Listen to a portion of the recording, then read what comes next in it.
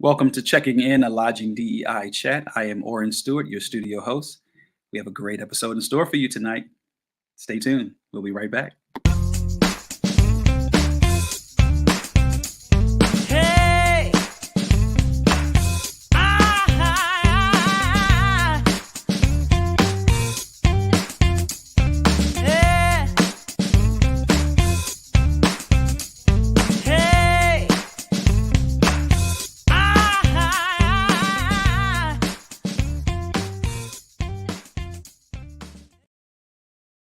Once again, thank you for joining us here at Checking In. I'm Orrin Stewart, your studio host. Now let's introduce our host of the show, Miranda and Leo. And how are you both? Hi, great. How are you?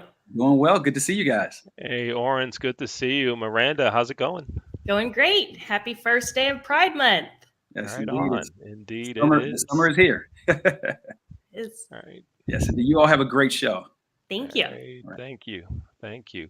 So, Miranda, here we are. We've got a live show. We got live action tonight, huh? I know. And I guarantee you one of my kids is going to come running in the room any minute. The dog's going to start barking. The doorbell's going to start ringing. It won't happen. It'll be smooth sailing tonight. It'll all be good. It's going to work out. Didn't you give warnings to everyone though before we went live? Did you give warnings to the neighborhood and everybody? Everyone has been told. Well, everyone has been begged. Everyone's been begged. Okay, that's right, because they might be watching. We wouldn't want them to think you told them, right? Yes, exactly. Now here's the thing. There's no racquetball tonight. That's why one of the reasons we were able to do the show tonight, because we didn't have racquetball this week at all. And Are you having withdrawals? I'm hurting. Yeah, let me tell you a quick story. Then we'll get to this. So when I left the folks at the Northeast Regional Rec Center where we run our racquetball program, I told them there's no racquetball this week, and they go, the entire week? Like, yeah, the entire week. There's no racquetball, and they said, are you okay? I'm like, yeah, I'm fine. I just want to take a week off. Some of the kids, some of the players, and some of the folks that work at the facility said, you won't make it a week. You won't make it a week. And a host of one of the shows that the Leon Thomas Group produces, his name is Michael Haney. His show, one of the shows we do with him is called Wake Up Baltimore. And we talk about all things positive, all things Baltimore. Mike, I've been trying to get him to come out and play racquetball. And he said he can make it Saturday. So I will be on the court Saturday at 11 o'clock. So if you're in the Baltimore area, anybody watching in Baltimore, why don't you come on by and join us for racquetball at the Northeast Regional Rec Center? So am I having withdrawals? Kinda, yes. Kinda, I am, yes. I'm so worried that you're not going to make it to Saturday. Wow, so that would mean tonight or tomorrow. And to find out about that racquetball program, go to racquetballrevival.com. Okay, enough about that. Miranda, tell us about tonight's guest. I'm really excited to meet him. Okay, our guest is amazing. I have been so fortunate to have him as a guest in my classes for several years now. And I think I've shared this with him, but I'll share with our listeners. So he comes in to speak to my class about contemporary issues in hospitality management. And afterwards, I had students just bombard me asking me for his contact information because they were so impressed and just really wanted to reach out with follow-up questions. And I had a student say to me, you know what, when he walked in, I was upset because I thought it was going to be just another old white guy. And he blew my mind, not just another old white guy. So I'm so glad that he is taking the time to be here with us today. All right. So why don't we go ahead and bring on our guest, Jay Litt. Hi, Jay. How you doing? Just fine. How you doing? I'm great. Thanks for being with us this evening. Thanks for being here. Good to be here. Good to be alive. Now, before we get into the real questioning, I read some things about you, and I hear that you play tennis, you're a tennis fan, that you like tennis, right? Well, actually, I'm much better at racquetball. So I'll be in Baltimore this Sunday, and Whoa, love to meet up with you. No, I'm kidding. I'm kidding. this. No, tennis is my sport. Take him Tennis, out of the show. Get him out of here. Episode over. listen, tennis creates the first word in racket ball. Just remember, Wow. we use a racket. We don't use a racquetball in tennis. So you're just kind of like next step from tennis. But that's okay. Oh, wow. Man, it's getting rough already. We're only 5 minutes into the show. 30 seconds into the conversation, it's getting rough already. Then they brought in pickleball, which is what is that? What is that? Racquetball without a wall. Forget about it. What is this pickleball stuff? Please get it out of here. There you Get go. it You outta have some here. common ground to bond over. Yes, we've got our bonding space already. Yes, just like that. And wouldn't it be great if in all conversations with everyone we meet that we could find that instant bond? Wouldn't that be great? Wouldn't the world be a much cooler place? What do you It's think? called love.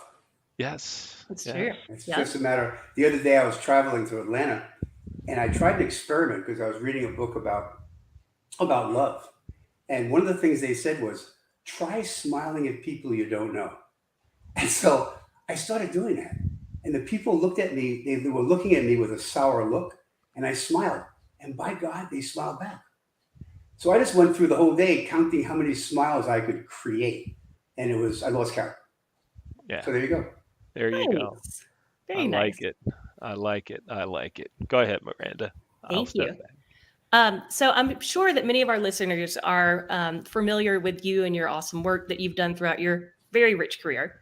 I'd love for you to, though, for anyone who's not familiar with some of the things that you've done, if you want to just tell us in a nutshell, who are you, what do you do, or what are you most proud of having done?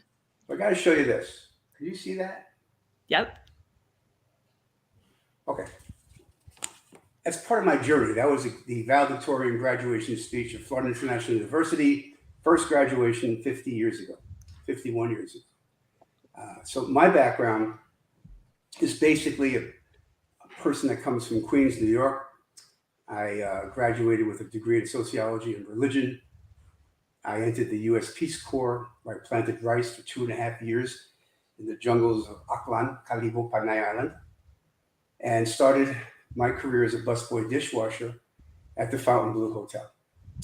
And during that time, I fell in love with the hospitality business. I'm sure we can get deeper into that and my insights into that. And I met up with a gentleman named Tony Marshall, who was the first, he's the assistant dean at FIU at a swimming pool in South Florida. He asked me what I was doing, and I said, you don't want to know, but what can you help me with? He said, how about a job? I said, good. I met Jerry Latin, first dean at FIU. There were no buildings at that time, just trailers. And he said, what kind of job do you want? I said, what can you offer? He said, how about a job in a hotel? You are in a hotel school trailer. Oh, I did. I had a night busboy job at the Fontainebleau, moved into a daytime job at the Fontainebleau in event management. And then he asked me if I wanted to go to school at FIU. And in 1972, I entered the very first program at La Primera Casa. It was the first building at FIU. And there were 13 professors. I already had a degree. I was able to graduate in 12 months with a degree in hospitality management. And Dean Latin actually single-handedly got me into the training program at Sheraton. And I went to a training program. I went to the maitre d' in Dallas, and from there to Puerto Rico, where I met my lovely wife, who I'm married to now for 49 years. And I renovated the Puerto Rico Sheraton. And I began a long career. I spent 12 years with them, general manager of the St. Regis in Manhattan, general manager of Sheraton Brickell Point. And then I went private for 7 years and bought hotels, sold hotels, had hotels in the South Beach, and then ended up at Brickell Point on Brickell Avenue with Interstate Hotels. And I spent about 12 years with them as a regional vice president. And they were bought and put together a 230,000 room consortium of hotels, of which I became the executive vice president of operations. We were bought by Blackstone, and I continued on and became a EVP of a startup, which was a asset management group and an ownership group of 7 hotels, and we grew to 36. And I renovated them all and left them and started a renovation company. And my lovely 37-year-old boy is working with me now.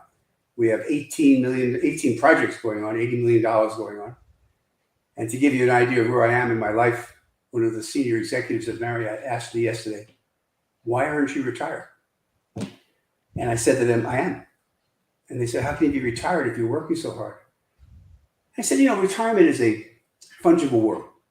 When you think of retirement, you think of golf, canasta, mahjong. When I think of retirement, I think of what do I want to do until I die that I like. That's what I'm doing. I like what I do. I love what I do. And I love teaching other people what I do. And that happens to be hospitality. It happens to be renovating hotels, talking about how to build hotels. It's my life. So I'm doing this 52 years. And if I live to 20 more, it'll be 72 years. That's awesome. So you have arguably seen and done it all, everywhere. Well, I've done only one thing in one area. I've been very careful never to stray off my path.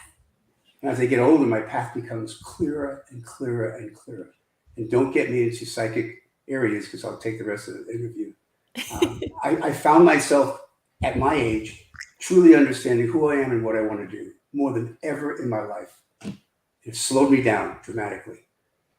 Miyamoto Musashi in the Book of Five Rings is quoted as saying, "Really successful people are never busy." And I've slowed myself down to the point where I can see what I want to do. And I'm not pushed by anybody. We recently were asked by a major firm if we joined them. I said, "No, joint venture with you. But the only joining I have is with God. There's nothing else involved in my life. I am basically very level at this point." I love that. Leon? So Jay, you were in the 1973, the class of 1973 at Florida International University. Yes. And you started as a busboy, dishwasher, and basically you are what many would consider to be a hospitality success story. Look at everything you've done, where you started, and everything that you've accomplished in your career. It's kind of a two-part question. When you started working in hotels, was this the thing that you knew you would do for so long? Or was this I'll do it and see how it goes, and then maybe something else will come along better? So was this like the plan that this is what you were going to do, or did you have other things you were considering then? It's a great question. I have always been pulled by the wind. I literally have never made a decision on my career. I simply followed the path that was being laid out in front of me. And at the time when I joined FIU, I was basically just getting great sun, having some fun with stewardesses, they were called then. And everybody was from Vietnam. It was wonderful. I had no plan. And this guy, Jerry Latin, says, "Why don't you just go into a hotel?" When I got into the hotel, I went, wow, because I was a sociologist. And when I got to that first night as a busboy, and I was the only person there that spoke English, and I was surrounded by busboys and dishwashers, many of whom were doctors from Cuba. And the manager said, "You're the only guy that speaks English, you're in charge, take over." And I asked people to do things, and the soda jerk, they called him the soda jerk that made soda, Manuel, said to me, "Jay, come here a second. You're not going to get what you want here unless you learn how to speak a little Spanish. Let me teach you one sentence. Hágame un favor. Hágame un favor." I said, "What's that?" "Do me a favor." I said, "Why should I do him a favor?" And he looked at me and he said, "You want to get it done?" And that was it. Wow. I fell in love with a group of people that weren't from my island. They weren't from my background. They were far more intelligent than me. But I suddenly realized there's something wrong here. These guys are lawyers and doctors. I'm like a piece of you know what, and I'm just learning now to be a busboy. That turned me on. The real shocker, or real shocker, was when I moved to daytime, and I got my first tip. Now you might think of a tip as something you give a waiter. A tip is an English concept from the 1600s. It actually meant to ensure promptness, because in between rides on the carriages, you had half an hour to go to the bathroom and eat, and you gave a tip to ensure promptness before the meal, which is why we tip maitre d's. The day I got my first tip, I realized that I had in me to be servile. I had in me to be, I could crush my personality to get what I want done. And that changed my entire life. And I'll talk about how that changed my attitude towards DEI as well. But it changed my entire life because I realized I did not have to be a prince. I could be a pauper and act like a prince. And I loved it. Mm-hmm. I love that. Speaking of DEI, so throughout your career, I know you mentioned that you found yourself early on in a position where you perhaps were the minority. How have you seen diversity, equity, and inclusion change in higher levels in our industry throughout your career, or have you seen it change? Well, I'll give you a little backup. I went to a high school which was half African American and half white, and I was on the white side, as you can probably tell, and mostly Italian. When I left that environment, I went to college. It was severe racism. It was just horrible. I was at Bowling Green State University. There were probably 50 African American students. It wasn't a pleasant place. I went then to Parsons College in Fairfield, Iowa. And at that college, I read a book called Black Like Me. Blew my mind out of the water. And I took a look around and said, got some problems here. And I wrote a whole bunch of articles for the newspaper under a foreign name, explaining why cities were burning and what's going on. I was dating a girl from West Indies. I took her to a high school, a New Year's Eve party. She wasn't allowed in. I suddenly realized there's a lot going on here. And after that, I went to the Peace Corps and I went to the Philippines, and I didn't have a real touch of diversity until I went to FIU. FIU at that time was whatever it was. But my job when I got into the industry, and your question, Miranda, is over the years, have I seen a change? So let me tell you what I think, because you did ask me to come here anyway. So whether this is a popular thing I'm going to say or not, what I realized when I got into the hotel industry back in 1972, it's an industry of servility. It's an industry of servants. It's an industry based upon being a servant. And when I realized I was a good servant, I knew I could make a lot of money in this industry. But I had to be a servant while I was doing it. So my first 30, 40 years, I was basically a servant. Yes, sir, what do you want? I wasn't on the other side. And early on, when I was on the committee that helped stop the boycott in Miami back then, you know, I was sent to 6 different high schools, Liberty City, Opelika, and I spoke to audiences of all Black students, juniors and seniors. And I was looking at them, and they were looking at me. I wasn't shocked. I was used to dealing with large groups of African Americans because of my background. But I sensed there was something wrong. And what was wrong was I was asking them to think about coming into the hotel business when their parents may have been in positions that they considered servants, maids, housemen, busmen. And it was a big leap for me to say to them, nah, don't worry about that. You're going to come in the hotel business and you're going to become a manager. Didn't work. Wasn't good. It was hard. And I think it's still sort of hard. But we're making, I see strides. I think DEI and the inclusion and diversity, just the awareness has been huge. My first job as a resident manager at the Sheraton Park Avenue, 1976-ish. Very luxurious hotel. I served under the first woman general manager in the history of the hotel business in a major hotel. Her name was Jetta Brenner. Yeah, her name was Jetta Brenner. And she brought me in, and she asked me what I would think of being the resident manager to a woman general manager. I looked at her, I said, what a wild question. Well, what would be the big difference here? What's the difference? Jenna was more interested in the sheets at the time, or the Haagen-Dazs ice cream. I was more interested in how much money we're making and fighting the union. But it showed that at that point in 1996, there was one woman general manager in hospitality. And the second one came in to Washington. I remember her as well. It was incredible. And, 50 years later or 40 years later, the first thing I did when I started talking about DEI was how do we get more women into positions of authority? Because they have an incredible ability to run a hotel. It's a different dimension. So there is a difference. I mean, you might have two highways next to each other. One is called a woman's highway and a men's highway. They manage differently. And they manage differently because of their abilities. And I think, interestingly enough, we're moving more towards the need for women's management abilities than men, because a lot of it's because of AI, and a lot of it's because a lot of the men things have been taken care of.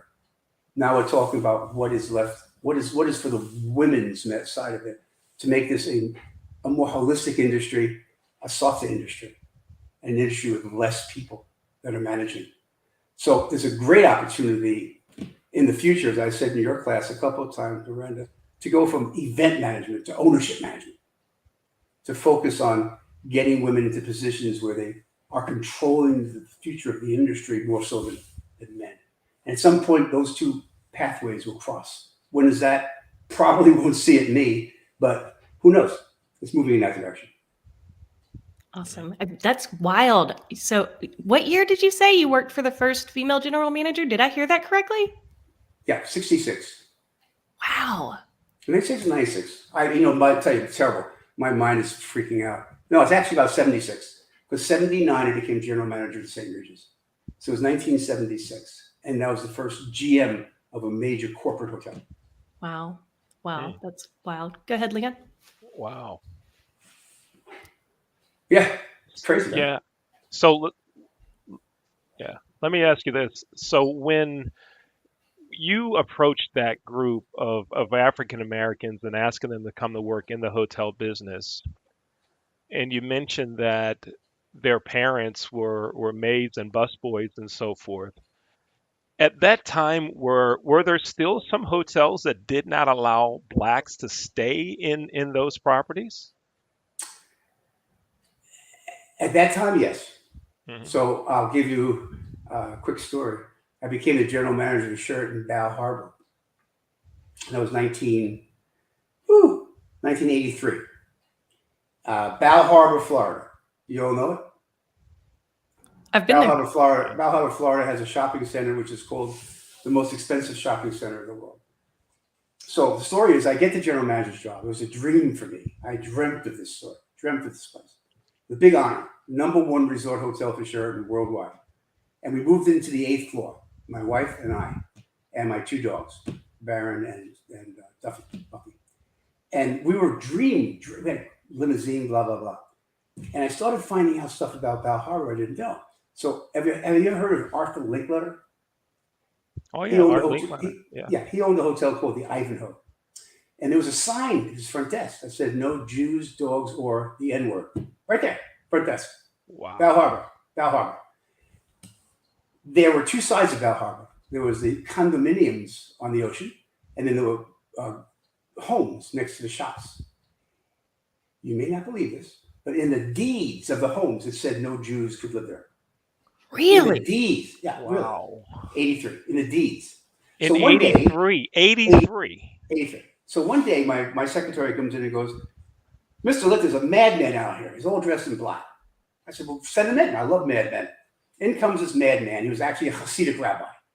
He says, my name is Shalom Lipskar. You're a Jew. I want your ballroom for a synagogue. I said, you're crazy. He said, I have meetings going on and stuff. Well, you remember who I am. You call me when you need me. I tell you right here. I'm telling you a story. That night, at 3 a.m, I get a call. I live in a hotel. Security says, you better come downstairs. We had a promenade with shops. The shoe shop got up and left, took all their stuff and left without paying the bill. I called Shlomo up. I said, we have a place where your souls can come. Kind of funny, souls. I said, he said, I'm going to have the first service Friday night. And he did the first service of the Shul of Bal Harbor in my shoe shop. My wife attended. We formed the committee. We built a Shul of Bal Harbor, which is the exact duplicate of the Shul of Sofia Bulgaria, which was killed by the Nazis. And he opened a shul, which is right now a big, thriving shul in Surfside, next to Bal Harbor.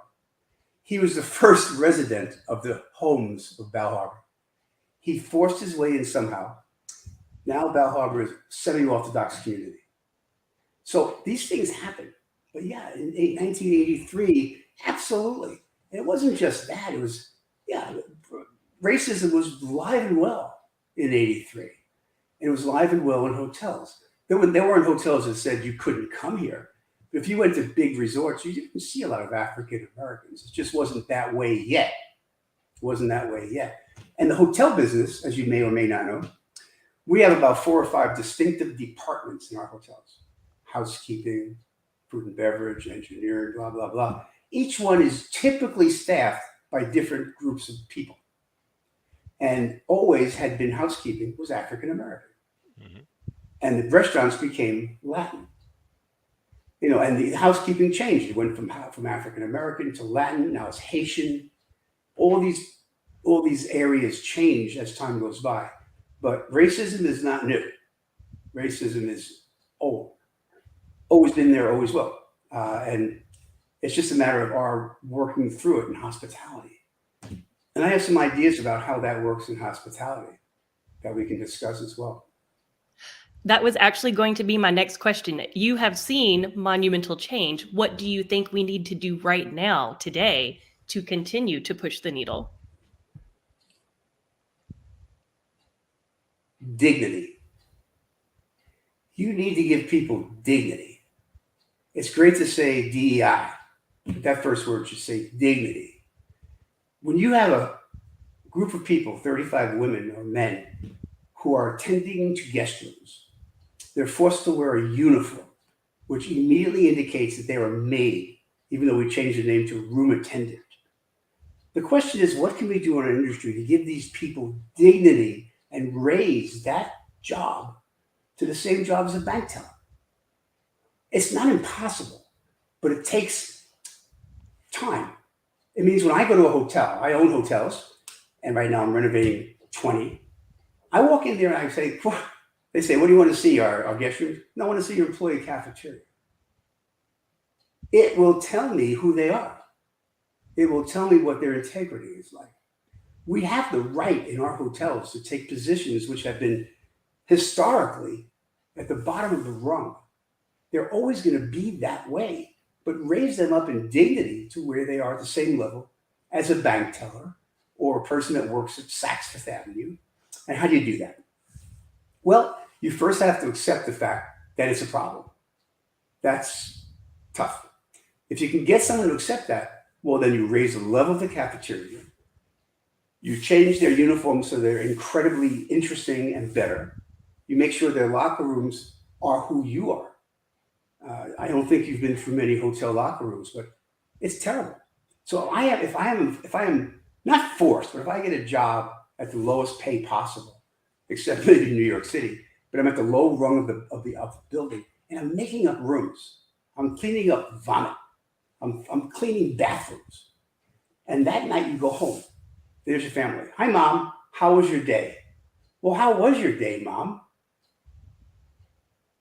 It wasn't spectacular. It was kind of shitty. It's a job. So how do you make that job better? Dignity. If you can give that job dignity through better uniforms, better locker rooms, better cafeterias, better information to them, make them part of the staff, not just part of the back of the house. Maybe we have a possibility in hospitality. And isn't it funny that the word hospitality is even used when we're in this situation? It should be de-hospitality. There's two sides of this. There's our guests and there's the people who serve the guests. Until we realize that the people that serve the guests have to be closer to the guest side, we're going to have non-diversity. non-inclusiveness. That makes sense? That makes a ton of sense. Absolutely. Yeah. Leon, you look like you have thoughts. Yeah. You know, Jay, have you met Craig Poole? Are you familiar with him? Have you met him at all? I think I know the name. Craig Poole is the president of Reading Hospitality. They run a DoubleTree in Reading, Pennsylvania. And Craig Poole was the person that hired me for my first job in the hotel business. He hired me as a night auditor at the Hampton Inn Pittsburgh Airport. I know. And Craig has your thoughts on how to take care of your team members, your employees, whatever term we're using, mirror what you just talked about. And so my first experience as a line level employee was Craig, who has the same thoughts as you. And so when I worked with Craig, I thought that treating employees the way you just described was the way it's done. That was my first experience. I thought that's what it is, right? Then when I went to work with other managers and other companies and I saw different ways of handling things, I'm like, well, wait a minute, why are they doing it that way? And I would bring ideas and say, no, you're really supposed to do it like this. You're really supposed to do it like this. What Craig said is boom, boom, boom. You're supposed to do it this way. And people are looking at me like I was the knucklehead in how to take care of people. So I stayed in touch with Craig, and now he's managing the ownership group. He's in charge of the DoubleTree in Reading, Pennsylvania, and I was at his hotel last year, and I walked in the door, and I just looked around, and I went, I see Craig. I see dignity in the employees. I see the staff. And I started having conversations with them, and they were telling me how great it is to work there and to work for him. Right. And I hear him saying it, and I hear you saying it. And I don't hear many others saying, this is the way you're supposed to treat people. No. What do we got to do? Do we have to have a show every week to bring folks on like this? Tell me. Let's do something. Let's get this rolling. I loved what you said. Jay, I loved it. I love that you have that way of thinking about people. I just love it.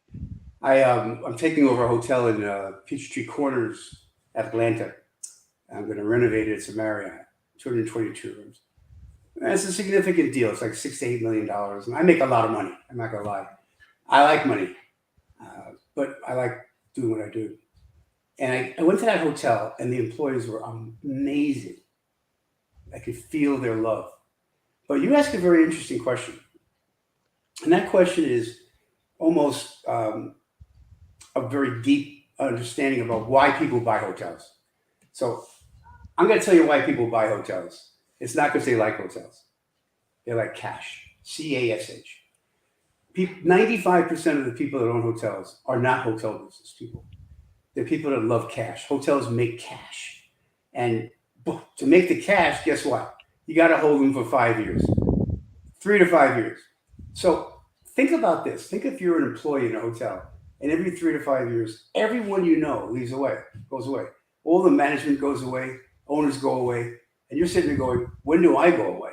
What kind of stability is that? That's number one. Number two, when you look at why hotels make money, there's two areas, food and beverage and rooms. How do we make the third category? You make money from your employees.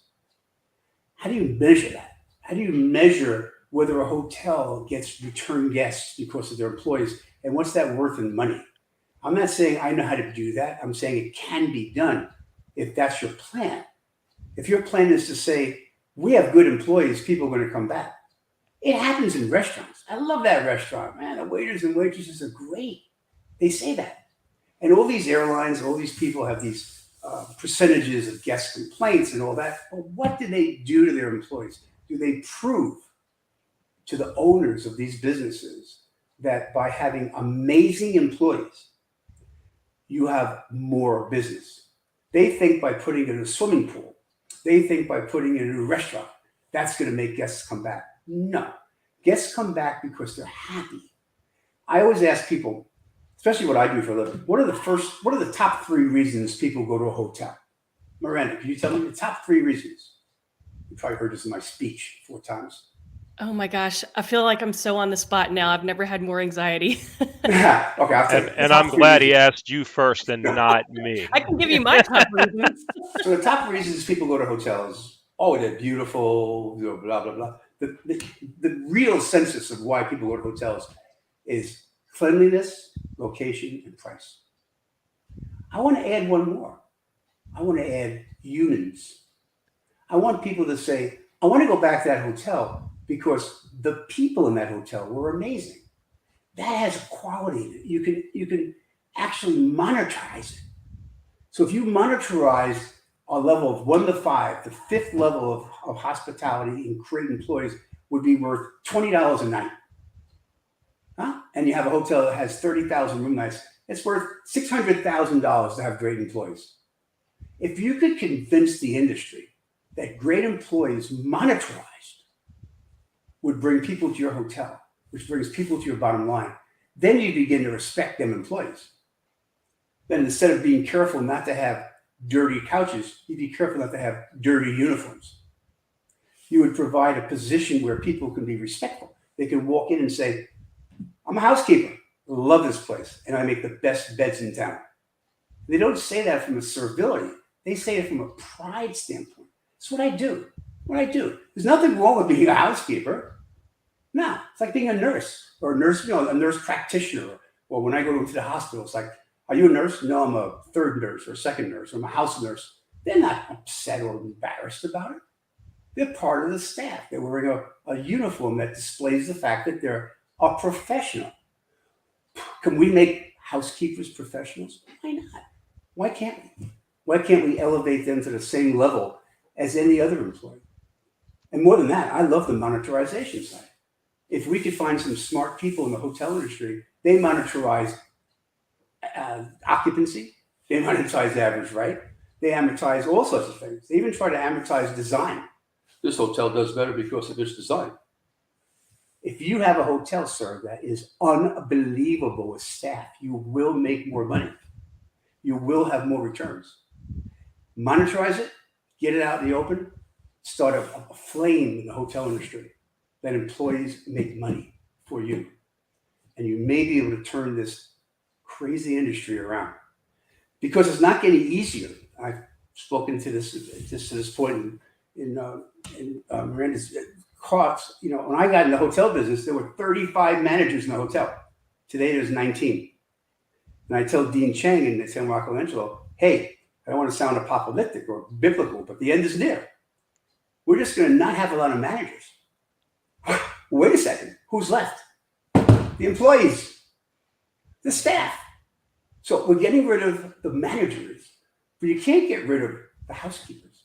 You can't get rid of the busboys. So why not just monetize them, lift their level? So that, right now, there's a whole big thing I said in the Wall Street Journal last week. A lot of high school kids don't want to go to college. They don't want to go to college anymore because what's college?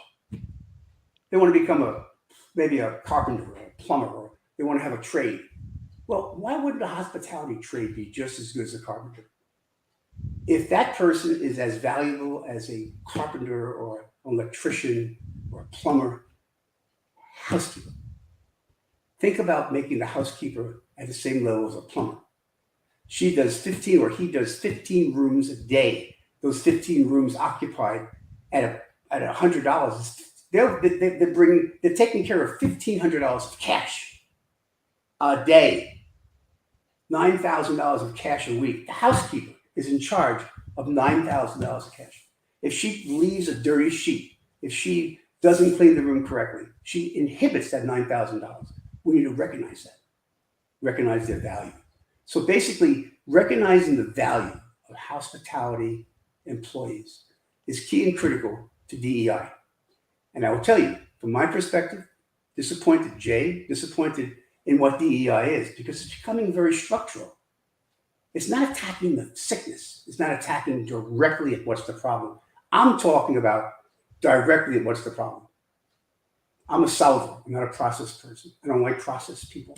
when I started to feel DEI, I was becoming process oriented, starting to get very ephemeral, very interesting. I want to change things. I don't want to talk about it. I've been talking about it for 50 years. Come on, guys. You started a new program, DEI. It sounds like a Chinese restaurant. How about let's get dignity? How about that for a slogan? Let's bring dignity to our people. Let's not worry about DEI. Let's not worry about doctors and doctoresses and shares of DEI. Let's solve the problem. This isn't that hard. This isn't rocket scientists. This is simple. But you got to get to the people that can change it. And those are the money changers, as Christ would say. Those are the people that are in charge. We need to go to the people that are in charge of companies and say to them, time to bring dignity to your staff. Those are the CEOs of major hotel companies. And they all have DEI divisions. Call the DEI and say, we want dignity for our housekeepers. How do we do that? I think that would make a change. I think that's great. And I think the way that you frame it, by framing the job image of someone in housekeeping as saying, hey, each week you are responsible for $9,000 worth of revenue for this property. Like, you are important. Like, that's Right. how important you are. I think Right. that already improves the job image, right? Yeah. Already adds dignity to the job image.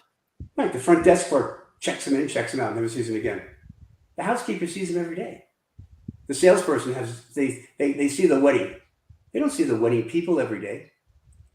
You can change the life and stay of a guest by your attitude when you see them in the hallway.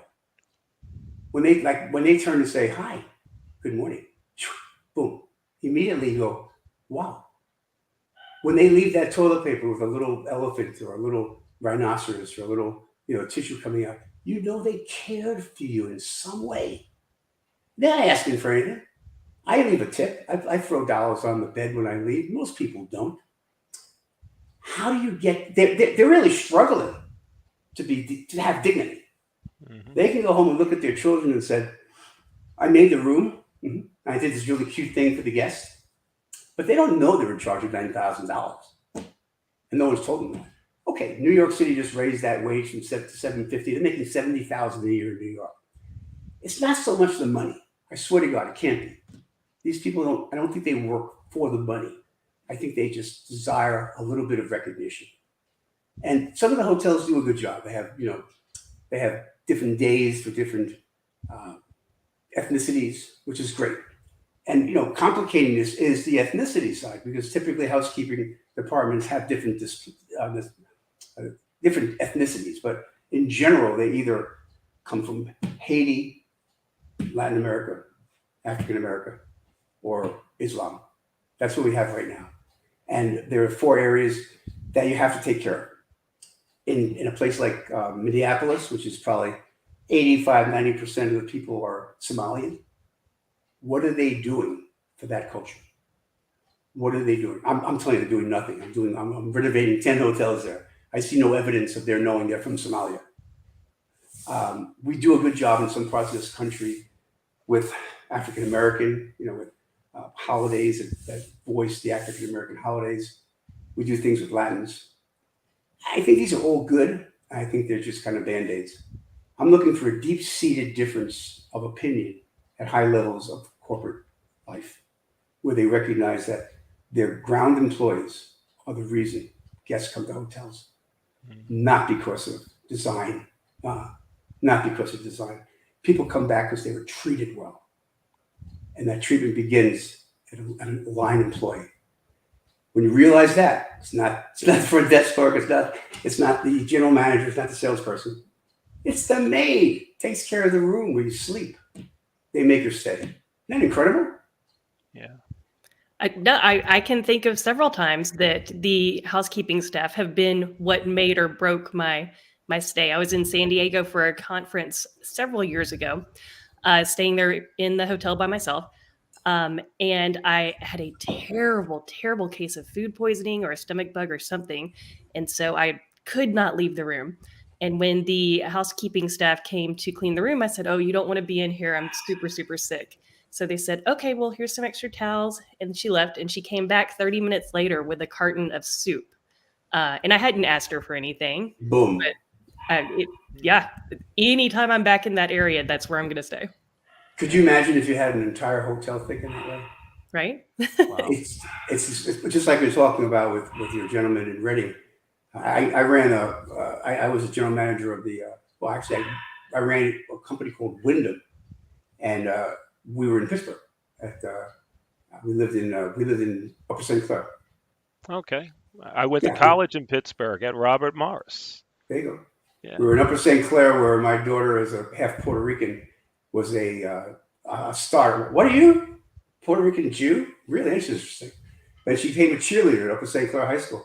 I think there were like 12 black people in town at that point in time. And and Pittsburgh was a great place for a little diversity, right? Mm-hmm. You had Absolutely. the Heights there. Anyway, I don't find this difficult to do, but after 52 years in the business, I find it somewhat boring that they haven't done it. And I'm not sure how we change it, because you have to change the raison d'être. You have to change the reason why people do business. You have to get them from saying we make business to make money, from saying we make business how we make money.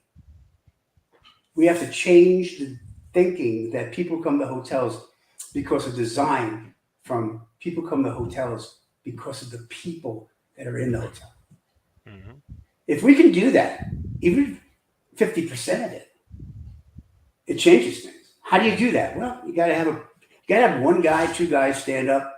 It's not Seta or Palua, or any of the CEOs, and believe this. All of these companies, I have been in major companies. I have been an EVP of the second largest company in the world. I ran a $3 billion company. I ain't never seen nothing of this. I've never seen any recognition that this is important.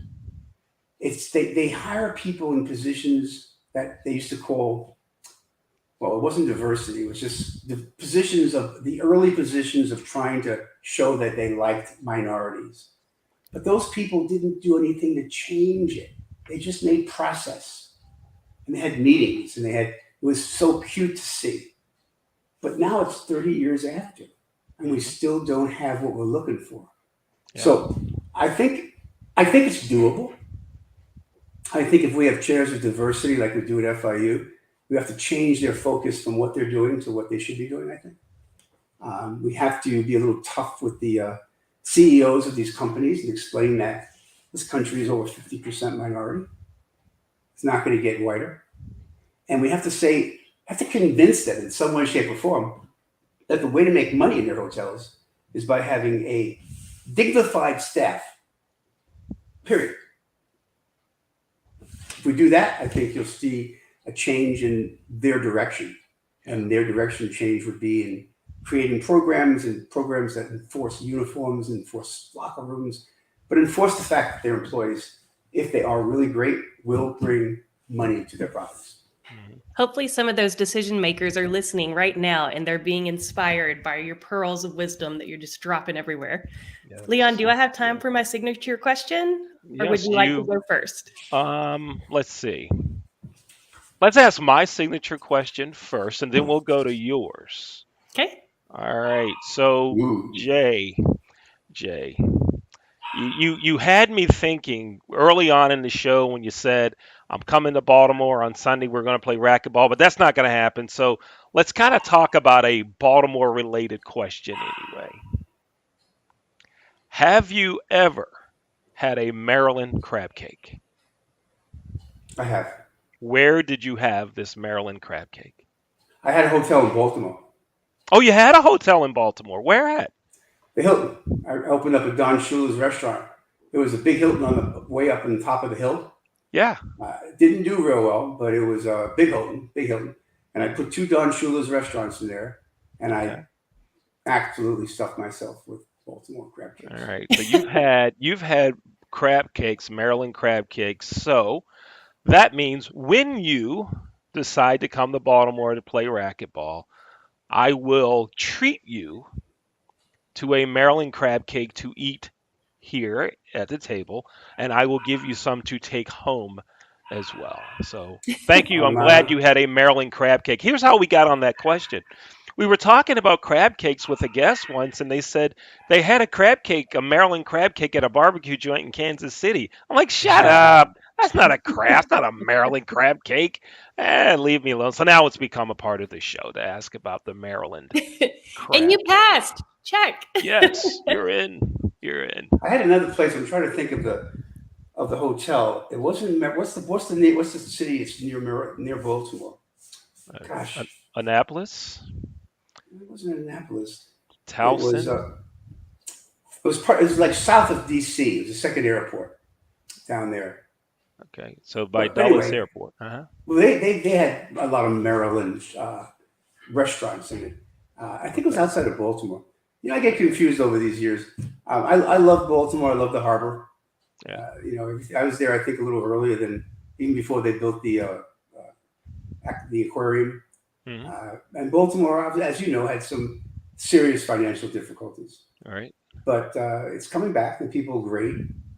So I take you up on the crab cake. All right. I probably will hold off on the racquetball because I know you're bringing me on. There is no way. You guys help me. You're like a guy that walks up and goes, "You don't need money. Let me show you this trick." No, sir. No, sir. You're giving yourself away. You're a great racquetball player. However, I will say this. How about ping pong? Oh, let's do it. Let's go. Let me in. Ping pong on. I played ping pong in Asia on an Asian team, touring team. Oh. They told me to play Chinese ping pong with a racket like this. Yeah. So I will meet you on the ping pong table, whereas afterwards we can celebrate with some cold beer and a crab cake. I was about to say I can host the beer pong if you want to do that.